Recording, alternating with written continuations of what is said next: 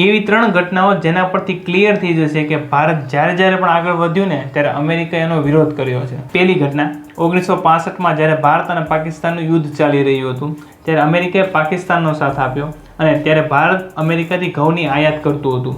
તો એ ઘઉં પર રોક લગાવી અને ભારતમાં ભૂખમરાની પરિસ્થિતિ ઊભી થઈ.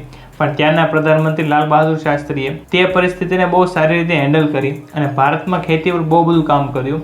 હરિત ક્રાંતિ લાવ્યા અને જય જવાન જય કિસાનનો નારો પણ ત્યારે જ આવ્યો. ત્યારબાદ બીજી ઘટના 1971માં જ્યારે ભારત અને પાકિસ્તાનનું યુદ્ધ ચાલી રહ્યું હતું ત્યારે ભારતના પ્રધાનમંત્રી હતા ઇન્દિરા ગાંધી અને ત્યારે ભારત પર બહુ બધા આર્થિક પ્રતિબંધ લગાવવામાં આવ્યા અને IMF તરફથી જે ભારતના વિકાસ માટે ફંડ મળતું હતું એ પણ બંધ કરી દેવામાં આવ્યું.